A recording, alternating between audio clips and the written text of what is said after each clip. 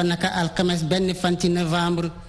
su 9h ci suba jotee ca stade Marius Ndiaye ay borom yi xam-xam ak i gëstukat yu mag danañu fa amal ay waxtaan ci maanaa yi nga xam ne moo wundu baatu laa ilaha illallah ak baatu astaghfirullah ak baatu alhamdulillah jamaahatul hamdi wa sukrillah di diggale waxtaan yi ci ay zikar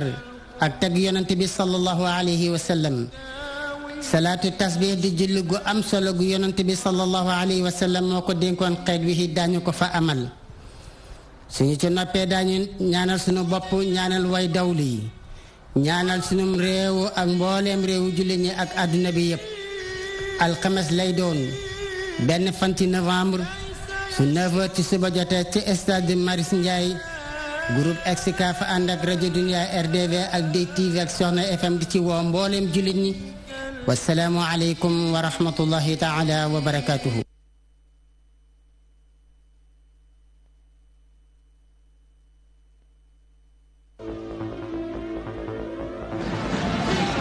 L'actualité sportive revient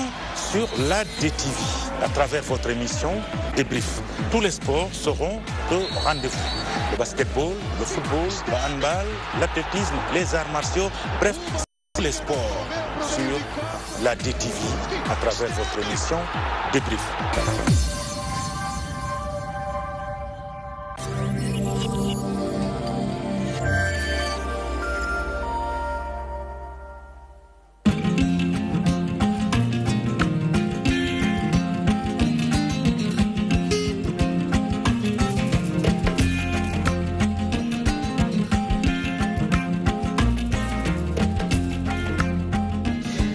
mbokk yi juróom-ñaari waxtu bu tegal ñaari simili jot na fii ci Ndakaaru li gën a fës ci xibaar yi bokk na ci kàddu yi mu yëkkati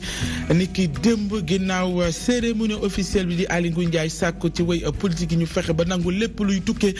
ci wàllu résultat ci élection présidentielle yi ban gis-gis la ci ñenn ci kujje gi ak it fare ci nguur gi am naka noonu société civile daañu lañ ko yaatal ci xibaar yi ànd ceeg suñu ndaw dana ca bokkit caaroy gaax commerçant yi fa nekk te ñu sàkku ci ñoom ñu jóge ci bërëb ya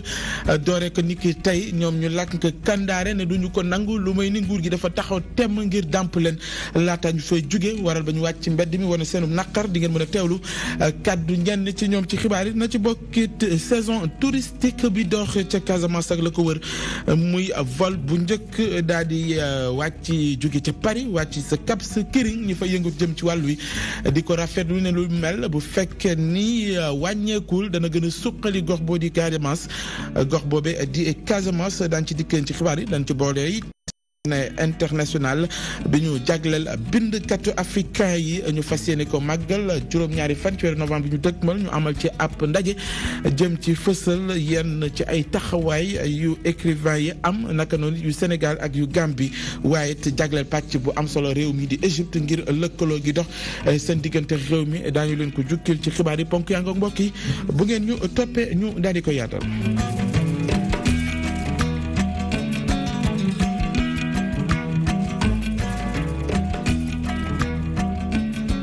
mbokk yi ginnaaw bañ leen nuyoo xibaaree ci ngoon gi dañu koy dooree ak kàddu yi nga xamante ni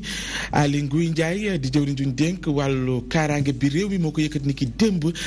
ci njeextalu màggal Touba di cérémonie officielle bi doon sàkku ci ñi nga xamante ni ñooy woy politique yi ñu fexe ba nangu lépp lu nar a tukkee ci résultat yi ñeel élection yu dëkkmal lu li mel ñi di waa PDS jàpp ni la muy teg ci suñu gis-gis mooy ni nguur yi dafa tàmbali di bàyyiloo xel askan wi ci njuuj njaaj yu nar a amal ci élection yi naka noonu it ONG 3D mu jaay Cissé sàkku ci nguur gi mu fexe ba ñoom ñu taxaw temm ngir ne élection yi dëgg ma lépp jaar ci yoon bañ a làmboo ko benn xeetu njuuj njaaj ñu àndi ceeg suñu ndaw di Adama Biteye. ndogal bu am ci ngoon 24 février 2019 naka candidat yi nangu mu doon ay kàddu ya mu yëkkati ca cérémonie officielle bu màggal Touba moom jawriñ ji ñu denk bi réew mi di Aly Ngouille Ndiaye bile déclaration nag ñiy yëngu ci politique ku nekk ak jàngat bi nga ci am Nicolas Ndiaye di secrétaire général de la Ligue démocratique di rafetlu yile kàddu te it di xamle ni ki di Aly Ngouille Ndiaye jàmm rek la bëgg ci mim réew. dara warte indi acteurs yi mooy am ay troubles post-électoraux donc li ñuy ñaan li Aly Ngouille ñaan di ñaan acteurs yi li ñëpp war a ñaan acteurs yi mooy ñu am élection boo xam ne nii dafa mucc ayib élection boo xam ne nii day dérouler tranquillement du am benn fitna te su peuple bi voté ba pare joxe verdictam ñëpp muy pouvoir muy ñuy opposé ci pouvoir bi accepter verdicu urne yi mu bañ a am ay troubles post-électoraux. li ni mel nag ñi fare ci kujje gi fas yéene wuñ ko nangu di kàddug Assane Ba secrétaire national adjoint à la communication du parti démocratique sénégalais di sàkku ci ki yor wàllum élection yi mu jaarale ko ci yoon ba lépp leer lu ko mooy rek li mu bëgg du antu. mais Aly Ngouille Ndiaye dama yaakaar ndeysaan da doon lépp rek dem na Touba rek ñun ñëpp ay taalibe lañu ñu dem fa rek bon xam nga mu bëgg jàllale benn coup d'état électoral boo xam te ñoom préparé nañ ko bu bëggee te daf ñu bëgg imposer que lu ñu génn ñoom ëllëg parce que pare nañu seen liste pare nañu seen lépp bu lu ñu génne ëllëg naka ñëpp approuvé bravo ah non ça ne se passera pas comme ça ñoom kay bu ñu bëggee lu leer nañ bëgguñu wuruj bëgguñu labaj te ñu bëgg élection yi dal yu am ji nañ def li nga xam ne loi bi ñu laajuñu leen leneen lu uteeg li loi bi santaane laaju leen leneen lu dul suñu dëgg te dëgg boobu ñu ngi ko tiré ci loi bi ñu loolu lañ leen laaj yalwaanuñu leen raayuñu leen ñun dañ la wax ne applique leen les lois de la république un point très bu boobaa ëllëg nag kuy yàlla jox ndam li de façon démocratique waaye ñu tàccu la ñu ne. directeur exécutif bu ONG 3D nag jàpp ni yile kàddu moom lañ doon xaarandi ci jëwriñ ji tey di wax ni na fexe ba li mu wax mu doon la muy jëfee ngir yile élection doon élection yu mucc ayib. di rafetlu discours am parce que débat bi nga xam te moo war a am ci mooy organiser wala du organiser loolu ça concerne le président de la République moom moo ko war a décider wala bañ ko décider mais débat bi nga xam te ne moom li nga xam ne pour mu toll nii en tant que ministre de l'intérieur li ñuy xaar ci moom mooy genre discours yoo xam ne discours farfarloo et discours am bi je crois que bu waxee ne nit ñi nangu débat kii verdict urne yi je crois que bàyyiwul sax ma président Macky Sall warul wax ji jëmul rek ci président Macky Sall jëmul rek ci opposition mais aussi ci président Macky Sall ñëpp ñi nga xam ne bokk nañ ci géew bi nangu verdict bi mais day fekk ñoom ñu régler problème mu transparence bi war a am ci élection yi. yile acteur politique nag di sàkku leeraange processus électoral bi ngir ñu mën a amal élection présidentielle yu jaar yoon. Adama bi tey kii di nekkoon njiital conseil départemental bu Goudomp di ndem si yàlla Malamine Gomis moo yëkkati woon kàddu yi laata moo làq mooy ni ay adversaire am ci wàllu politique dañu ko jekku ci ay xarfa xuufa loolu it indiwaat ci taabal ji ndax lu ni mel dañu koy nemmeeku ci langue politique yi am déet ñenn ñuy yëngatu ci wàllu bi nekk ca Kolda ne gëmuñu ko ñoom la ñu gëm mooy ni politique dafa war a mën a jëriñ ñi nga xamante ni ñoom ngay wax ni moo waral ngay yëngatu ci wàllu wu ni mel di seedu ba gis-gis fam fàcce ko ci kanam suñu ndaw di Samba Balde. jëfandiku ci wàllu mystique ci politique bi fii ci département Vélingara bu parti RCD faalewul ñi tiitaroo Serigne Tou.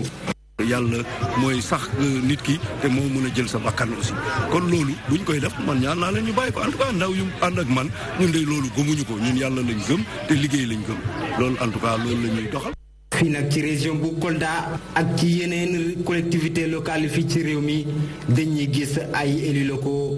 yi def ñett ba ñeenti mandat ndaxte duñu am benn opposant loolu yëpp li koy waral mooy dafa fekk ni dañuy ragal ndax li ñuy jëfandikoo ci wàllu mystique moo tax kenn du leen ñeme. Pourquoi ñii di utiliser li ngeen di wax les pratiques mystiques loolu c'est tout à fait normal mais loolu nekkul lu ëpp solo te ëpp solo mooy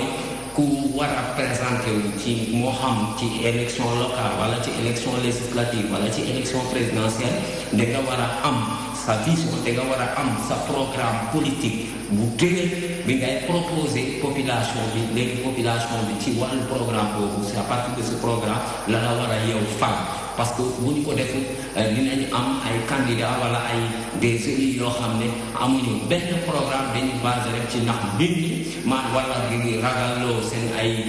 nawlees di ragaloo seen ay naataange pour nax leen bés ci nguur gi. juddoo ci Vélingara nekk secrétaire général bu parti Rassemblement pour la citoyenneté et du développement Ibrahima Diawando Bari moo ngi yaatal partiyam ci njëriñu askan wi wante du ragalloo opposant ci wàllu mystique. ñu ngi koy ñaawlu parce que am na ay responsable politique yu nekk ci département bi dañu bëgg indi xaajaloo ak féewaloo ci diggante xeet yu fi nekk ci diggante ethnie yi waaw naan maanaam kii diw la kii fii la lii kii ci xeet bi la soxeekoo loolu yëpp warul nekk ci Sénégal parce que Sénégal benn bopp la kenn mënu ko xar ñaar donc nit ñi nañu bàyyi nañu delloo seen xel ñu xam ne politique jarul yenn yi. moo tax responsable politique yu nekk RCD def nañu xayma ngir parrainage citoyen bi. loolu nag liggéey boobu xayma nañ ko tey jii nii lu ñu am ci département bi muy jege ñaari fukki junni te loolu yombul ci jamono bi ñu nekk nii. RCD ñoo ngi def ay jéego ngir yokku ay militants ndax ñu mën a falaat njiitu réew Macky Sall ci 2019. Samba Balde ay commerçant lañu nekk ca marché Thiaroye ñu sàkku ci ñoom ngir ñu jóge ci bërëb ya niki tey ngir ñu mën a wéyal liggéey yañ fa sumb jëm ci train express régional lu ni mel moo leen metti ba ñu wàcc ci mbedd mi takk ay morceau yu xonk ne duñ ko nangu lu may ni nguur gi dafa taxaw temm ngir saafara seen i càkkuteef mooy ni nañu leen dàmp laata ñu fay jóge ci seen i kàddu duñu toj duñu xeex duñu dóor waaye faw ñu taxaw ci indi saafara ci loolee ñuy sàkk lu ko mooy duñu jóge benn yoon ci bërëb ya ñu teewlu ci kàddu kenn ci ñoom mu ngi wéy ci turu Ngañ Amaax ak suñuy ndaw. ñun xuloowuñu xeexuñu dóoruñu dàqewuñu ndax amuñu jotam ndax dañoo yori njaboot leen nag mooy li nga xamante ni moo ñu tax a jóg mooy place yi ñu bëgg a yëkkati ci wooñu keroog mardi mercredi jeudi wooñu vendredi mercredi jeudi mardi ñu ne dañuy toj sa place te joxuñu la dara signé loo nañ ñu daal signé nañ ndax la ñu signé sax arrangé wuñu ndax amuñu pexe te nag ñii ma fa gis ay responsable lañ kenn ku mën a xëy dem ci kenn di ko ñaan amu fi bi ñu xamee ba léegi suñu jom la ñu xam mooy suñu sutura nañu dimbalee lenn suba de la ne day ñëw daaneel place yi man de sama engagement personnel te li ma mën a waat mooy fu ma ci toll fi la ci sama morom yi toll man de bala ñoo daaneel sama place te neewuñu ma fii nga koy dugal bala ñoo daaneel sama place te neewuñu fii ngay dugal say bagage lii ñoo la ko jox pour nga xool noo def ak sa njaboot danañ ma ray ba pare sama nafsu laa ciy teg te fu ma ci toll sama morom yi toll nañ menacé wuñu kenn nag menacé wuñu kenn ndax état moo ñu ëpp doole waaye nag état dana ñaawlu lool rey naa fi fukki ponkal soo ko toj place yi ni ñu def ak ñun yomb na fii nga doon liggéeyee léegi mu mat juróom fukki at nee nañ dañ la fi jële tey xayrun ñoom dañ koo soxla lañ ko soxlaa suñu intérêt la ñun yëpp nangu nañ ko waaye nag nañ ñu jox luñ suturloo moo gën ñu sànni ñu ci mbedd mi bu ñu sànnee ci mbedd mi day dana jur ci Macky Sall dana ko jural musiba moo xamante ne nii yaakaaru ko woon. ci yenn gox yu mel ni Sénégal jigéen ju tëw am doom daanaka baat yu ne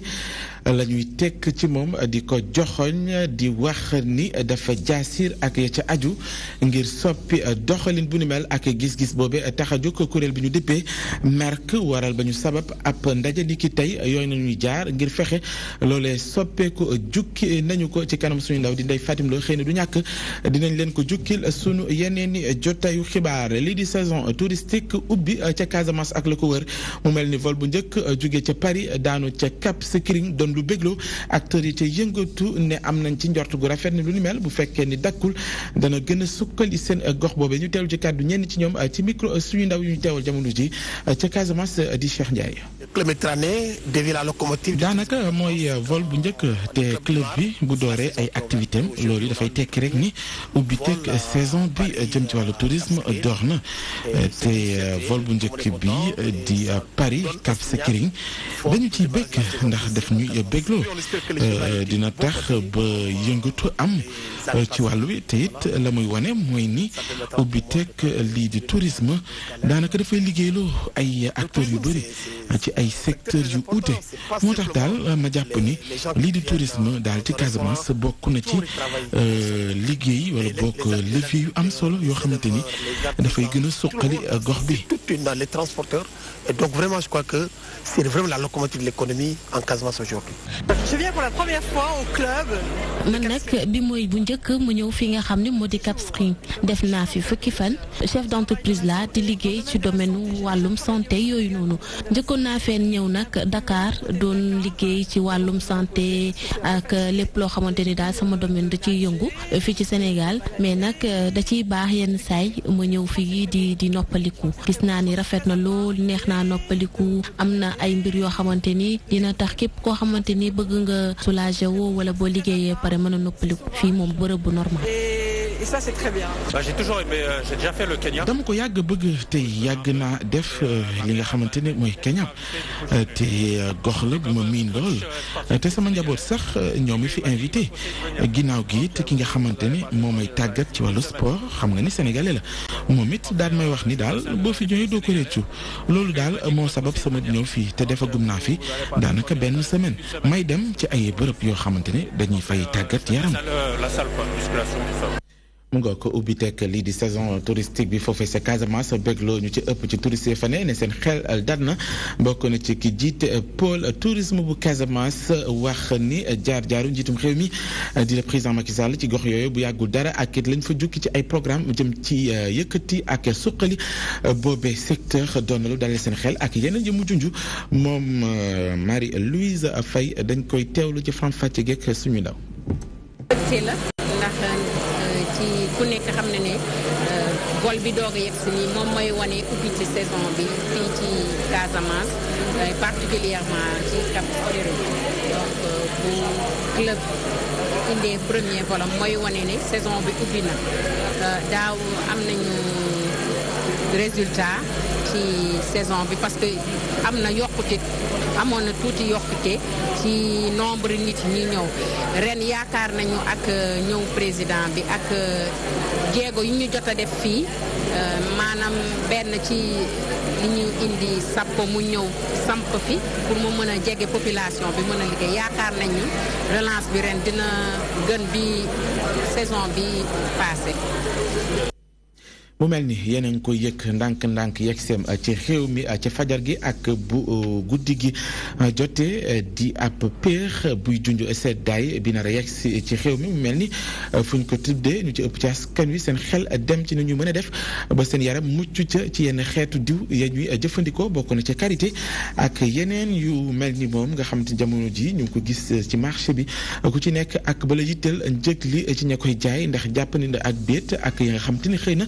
jàpp nañ ni mu gën ci yaram yi dañ ci ànd ak suñu ndaw di Ndeye Fatim Lo. diw sa yaram nekk na lu am solo loolu ndax day tax ba cellule épiderme yi bañ a ñàkk ndox ba sa yaram du weex ñu toll ci jamonoy seddaay ñu bëri ci askan wi ñoom dañuy taamu jënd ay diw yoo xam ne xaw na niin. xam nga sedd moom diw yi nii ñooy gën a jar parce que xam nga boor nga bañ a weex parce que tamit dañuy suyee. période bi tamit ay vaseline côté tamit di nga xam ne ay karité la ak yooyu ñoo gën a dox ko jamono ji ngir bañ seen yaram di dim ñu bëri dañuy jëfandikoo lii di karité waaye tey jii gis nañ ni que tendance bi mooy huile essentielle yi. bu seddaay ñëwee damay utiliser huile d'amande wala huile d'argan def ko sama diw su may tëdd aussi jël huile de baobab hydraté sama peau ba mu nooy ma daal tëdd dina tax sa peau yi ni ñuy waxee ay écailles lay def moom vraiment du ko def sa yaram dina liis di nga garder sa teint naturel. karité bi xam nga ni mu xaw a xeeñ noonu moo tax ça me dérange un peu daal surtout que soo marié woo aussi am na góor ñoo xamante ne supporté wuñ ko. huile coco amande carotte yenn ci yu mel noonu bëri na loolu ci marché bi am na pour type yaram bu nekk ndax si dolli ñëpp mën nañ cee jot. huile tamit dafa am différence par rapport ak karité yi. am na huile yoo xamante ni nit na pour dañ koy def ci diw période bi moom day jar moom période bi moom macha allah day jar bu baax. huile dañoo bëri façon am na huile yoo xam ne dañuy leeral am na huile yoo xam ne du leeral am na yoo xam ne pour bopp la am na yoo xam ne pour yaram la huile yi noonu la kii comme ay huile carotte argan karité ainsi de suite. on seerul sans dépenser huile yi am na huile yoo xam ne lu gën a yomb 1000 francs mais tamit noonu la mën a dem ba varié ba 5000 jëm kaw am na ñoo xam ne tamit mélange lañ préfère dañu naan mélange ñu dem jënd ay mélange 25000 ainsi de suite. seddaay bi day wowal suñu yaram di ko yàq moo tax faw ñu am soin yu baax yoo xam ne dañ koy def bés bu nekk crème wala lait pour suñu yaram crème pour tànk jaarale ko ci loxo yi diw suñu yaram doon na lu njëkk lu ñuy def saay suñu yeewoo ngir mën a am yaram bu nooy te sell. Fatim Lo suñu gëstu yu ñu amal jëm ci gox-goxaat yi ngir ngeen gën a gindeeku ci seen taarix di histoire mu ngay wéy te yóbbuñ ci gox boo xam te naka noonu it bu bëri histoire la mu mel ni lu yàgg lool ay mala ñoo fi dëkkoon dem na ba soppi xar kanam ba marché bu mag ñu ko fi tudd ngir nañu fi dëkkit wax ne ñu ngi def seen képp kàttan ngir gën a jëmmal wàllu dimbalante mu mel ni jafe-jafe yi leen jàtt bokk na ci wàllu assainissement ak it gox bi ngeen nga dugg fi daanaka jafe-jafe dëgg la ci wàllu dem ak dikk bi gox boobee ñu dippee ko Castor ñu àndi ceeg suñu ndaw di Elena Thiouna. bu ñu ne Castor xel yëpp dem ci marché bi waaye itam nekk na am dëkkuwaay fii ci capitale sénégalaise bi mu bàyyi nag histoire ci ginnaawam Castor nag mu nekk am dëkkuwaay bu ñu samp ci atum 1957. suñu benn xarit Abdourahmane Ndiaye moo tukki woon dem tugal gis fa ay animal yoo xam ne ñoom seen bopp ñooy tabaxal seen bopp kër ñuy tabax pour tabax ñu jox kenn mu gis fa loolu nag xale waa ñi nag tabarakallah c'est un gars très intelligent son ancien collègue puis bon yal na ko yàlla jéggal gaañu moo fa jëlee loolu ñëw léegi ne daal lii daal moo demee dinaa ko situé ci Sénégal. premier Castor xam ñun suñu bos mooy deuxième premier Castor bi moom fekk nañu mu démarré c'est ensuite fii ci nañu rek daw daal di ñun ñu institué deuxième Castor rek ñun ci lañuy daw ñëw bokk ci. ci mbégte ak bànneex la Ngor si El Hadj Mamadou Seck di fàttaliku déggoo ak jàppalante bi amoon seen biir. comme yàlla def na ma nekk chef de quartier mais gis façon yi nit bu ne mu di kéemtaane parce que dafa mel ni dañu nekk ci benn àddina parce que nit ñi dañu nekkoon benn dëggu ci li ñuy def bëggante daaw ñu reyante ni di xëccëw di def ni noonu xamuñu ko loolu ñun. file nag ci Castor ñu bokkoon ci kuréel gi sant gox gi lee ñoom nag mel na nañu ñu transmettre seen jikko lii di ndaw ñi lee. Castor macha allah ñun ñëpp benn lañu mag ak ndaw à l'image de nos parents. ñun nag wax dëgg yàlla dafa dimbali nañu ba lañ leen wanoon ñu fi nekkee ba léegi xale yooyu ci lañ nekk plaisir la nga gis doomu Castor vraiment waaw xanaa peut-être que fu bokkul ak kii waaye ñii fi nekk xam nga muy force boo xam ne ba ñoom mag ñi fi nekk dañuy ñëw nekk fi ña ci topp muy ñëwee rek loolu ñu amee nekkoon loolu la ñuy def ci xale yi. si ñoom ñun moom la ñu continuer moom la ñu nekk fii ñun benn lañu amuñu benn problème suñu diggante. non en tant que jeune vraiment fii gisuma fi problème majeur quoi. ndaw yi nag ñoom dañoo booloo ci ay kuréel yu yëngatu ci wàllu social li di seen association sportive ak culturelle nag bokk na ci yu ñu gën a ràññee ci seen zone lii di wàllum financement nag nekk seen principal jafe-jafe. ça demande des moyens yoo xam ne nii amul fenn foo ko yaakaar lu dul dugg ci kër yi di ket di cotiser xoolal nii sax pour jox pass yi jour sax dañuy obligé ñun ñooy cotiser ku nekk joxe loo am pour dajalee pass pour jox ko jour yi. dañuy jël benn dit boo xam ne am na moyen ci quartier bi fal ko président pour mu jàppale ñu financièrement parce que maire bi chaque année dañuy jox subvention 400 000. waaye nag lii di problème assainissement ak xataayu gox gi mel na ne nag luy teree nelaw ñu yeewoo ci gox gi la. assainissement eaux usées. déjà xam nga kii bi égout yi kii la woon fibrociment bokkul ak léegi nii nga xam ne genre plastique lañ koy def xaw ma léegi donc bu njëkk fibrociment la woon léegi moo tax yëpp dafa yàqu si biir moo tax pour yoon bu tawee rek affaire yi day génnaat. surtout si marché bi mu organiser ko quoi mettre en place nit ñi di jaay ak xam nga ñuy toog si mbedd bi oto yi duñu mën a jàll affaire yooyu noonu même population bi ñu ngi dëkk si marché bi nii parfois pour ñu accéder si seen kër yi ça c'est tout un problème. déjà am na ñoo xam ne pour ñu accéder seen kër problème bu rëy la ñu suñu gisee suñu koñ bi mu tane nii sax parce que ñun ñoo koy mës a xeex ñun mësuñu nangu pour jaay fii en face de chez nous. fii ci Castor nag benn champion football local di fi yeewoo chef de quartier gi nag bokkoon ci équipe US Gorée bi gagné premier coupe AOF mu nekk nag bànneex ci moom mu koy fàttaliku kii di ancien gloire bi di am contentement ci équipe nationale Sénégal. mu ngoog di Yama Koli doon leen xamlek gox bi di Castor ñu nar leen jagleel ab bëccëg juróom-ñaari fan ci weeru novembre bi ñu dëgmal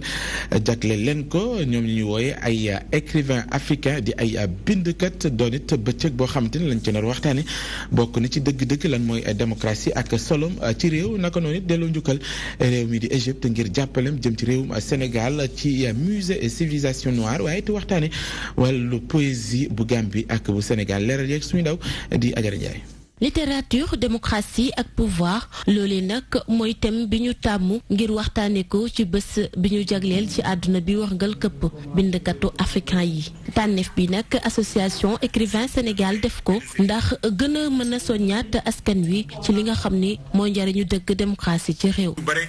dañuy jaawale démocratie ak wax lu ma neex ak def lu ma neex démocratie du loolu. démocratie da ngay yar sa bopp da ngay am worma ci képp koo xam ni sa nawle la ngeen nekk ci réew mi nga fàttaliku foo toll ni waroo yàq réew mi waroo fi def loo xam ni day indi musiba loolu mooy démocratie te ñu bare xamuñu ko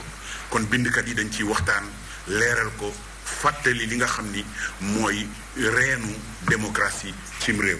ñu tànn ko ci bés bi comme invité d'honneur Égypte nag nekk ba léegi exemple ci aada ak cosaan continent bi. Égypte nag nekk ñoo xam ni dañu jàppale Sénégal ci yi nga xam ni ci xarbaaxu ña fa dëkkoon nit ñu ñuul ñi ñoom ñoo ko defoon foofu am na luñ ñu ci jox ngir lii di musée des civilisations noires bi nekk file moom la président bi doon wax léegi kon Égypte googu la ñuy sargal. coppiteg bés bi nag doon présentation bi ñu nar a def jëmale ko ci wàllum poésie lëkkaloo Sénégal ak réewum Gambie. ay kilifa yu Sénégal ñu mel na ministre des affaires étrangères Sidiki Kaba ak ministre des affaires étrangères bu Gambie Mamadou Tangara di bindkat bokk ci ñun ñoom ñoo gën a ràññeeku ci loolu nga xam ni moom la ñu bëgg a tëral ren ngir wane ni Sénégal ak Gambie nekke benn écrivain nag bindkat dëgg jàmm rek lay dox bindkat du wax musiba du bind musiba jàmm rek lay dox nun ñii foo nu fekk jàmm ak defar rek la ñu nekk. ñu fas yéene ko taxawal juróom-ñaari fan ci weeru novembre bi ñu jëm bés bi ñu jagleel bindkatu africain yi di rendre hommage góor ak jigéen ñi nga xam ni ay monument lañ ci wàllum lettre ci continent bi yépp waaye tamit gën a leeral jafe-jafe yi nga xam ni ñoom écrivain yi ñu ngi koy dund ñu mën cee xeex loolee sax tax na prix d'encouragement bile ñu jox ko ki nga xam ni moo di Selikoura Almami Wane atam toll ci fukki at ak ñaar. Adjara Ndiaye kuréelu ñaari rakk yi ñoom it màggal nañu demuk Cheikh Ahmadou Bamba Xaadimu Rasuul ci géej gi ni ki démb wala bokk barki démb foofee nga xamante ne mooy ca Saint-Louis ngir wane taxawaayu kooke samp yoonu murit ak njàngaleem naka noonu it na mu ko digle daal di nag joxe ay bernde ak ci aju ñu dellusiwaat ceeg suñu ndaw di Gambi Diagne. fii nag di diwaanu Ndar ñi nga xamee ni mënul ñoo dem fekki màggal ga ca Touba màggal gi ñëw na fekk si leen ki nga xamee ni nag moom mooy sëñ Moustapha Diakhaté yore wàllu aada ak caada kuréelu ñaari rakka yi fii ci diwaanu Ndar tey jii doon fukki at ak juróom-ñeenteelu yoon bi di fi dalal ay taalibe murit lañu wala ñu ñàkk nekk taalibe murit lépp lu leen fi indi nag moom mooy sant la yàlla ci suba la njëkk a ubbi ak kaamil yi nga xam mooy tëj junni kaamil yeeg téeméer ak juróom fukk ak ñaari waaye fële nga xam ne fa lañ cosaanoo muy suñu kër muy quartier Goxu Mbaaj dañ fay def bu ni mel ak mu jot dañu leen di yóbbul ay xéewal suñu waa kër def ka fa ñun ñu woote fii tamit def ka fa liñ ci jublu rek moom mooy yaatal ñun ñu ñëpp ñu fi taja tey xamewu murit xamewoo xaadir xamewoo tijaan mais nag lépp jaxate la màggal gi nag bu demee tey jii ba yaatu ma nga doore woon ca ganaar ña ngi ko tàmbale woon ci ginaar bu ñuy dem Touba bàyyi ko sunu rakk ju jigéen yéene si sant la yàlla Cheikhul Khadim bañ ko defee ñetti at ñeenteel ba suñu borom dogal ñu commencé liggéey comme fonctionnaire ñu daal di jënd ñuy wut bay faf jënd xar ba ñu rendee xar ma tamit ñu daal di koy séddale suñu njaboot ni leen ñu togg lépp ci màggal gi ngir sant la yàlla Cheikhul Khadim ñeenti at it ñeenteel ba ñu commencé ci nag muy juróom-ñaareel at bi ba ñu ko rendee it ñu woote suñu dëkkandoo yi tànt fas yéene ko sant la yàlla ca njëlbeen gën a ñun ñoo ñaanoon Cheikhul Khadim comme que amuñu kër Touba te dañoo bëgg a def li waa Touba di def ñu sas ñu waa Ndar ñi mënta dem ñu ànd ak ñoom di sant yàlla di leen berne màggalu Ndar bii nag ba ñu koy door benn kaamil la woon tey jii weesu nanu junni kaamil yu nga xamee ni wàcce nanu ko fii ngir nag di topp ndigalu cheikh bi jaamu yàlla gi yal na ko yàlla nangu taalibu sëñ Touba bi yal na ko sëñ Touba nangu lépp lu mu siy séntu si njaboot jaamu yàlla bu nu nangu si xéewal la ñëpp sutura fan bu guddi taxawu njaboot jeeg ñëpp te nu bokk yal nañ ko yàlla def. ñu commencé ko ci benn kaamil ba si yàgg ñetti kaamil ba si yàgg juróom-ñaari kaamil ba juróom-ñett ba ñaar fukki kaamil ak juróom-ñett ba 114 kaamil at yii si ginnaaw ñu wàcce 313 kaamil ren nag am nañ junni kaamil ak téeméer ak juróom fukk ak ñaar loolu yëpp nag ñu jublu si rek sant yàlla Cheikhul Khadim. fii nag ci diwaanu Ndar màggal gi nga xamee ni moom la ñu fi amal di wane li nga xamee ni mooy lëkkaloo doon benn ci ñi nga xamee ni ñoom ñooy taalibe murid yi wala ñi nga xamee ni duñu ay taalibe murid wala lenn sax si ñi nga xamee ni dana bokk ci yeneen diine yu mel ne que diine nasaraan yi ñoom ñëpp ñoo àndandoo nekk benn fii ci diwaanu Ndar. Gambia Diagne ñu wax ci section Union Force démocratique bu Guinée te nekk fii ci Ndakaaru di ñaawlu seen ko njiit di Cellou Dalein Diallo mi ñu wax ni dañoo taxaw temm ngir jël bakkanam ginnaaw yëngu-yëngu yam doon amal ci Guinée ànd ceeg ñi nga xam te ñoo farak moom ñu ci joxeñ baaram tuuma ke yore réew ma di Alpha Condé te ñuy sàkku ci moom sax mu tekki ndombal tànkam bàyyi réew ci ab ndaje la ñu fësalee taxawaay bu ni mel ñu ànd ceeg suñu ndaw di Abdoulaye Wadianga. auto leaderu opposition bu nekk ca Guinée dañ ko daal di dóor ay bal ci ab doxum ñaxtu buñ fa doon amal lu ni mel ñi nga xam ne ñoo fa rek Cellou Dalein Diallo te nekk fii ci Dakar di ko ñaawlu bu baax a baax ñoom gis nañu sax ñi nekk ca nguur gi ñoo bëggoon faat bakkan seen leader boobulee. waaw loolu lu àdduna yëpp gis la ndax wane nañu photo yi wane fi bal bi jaar. wane chauffeur bi nga xam ne ba mu tasee moom la gaañ bon lii ñu fay xewal jéem a rey Cellou bon loolu lu yéeme la. ñi faree ci kujje gi nekk fii ci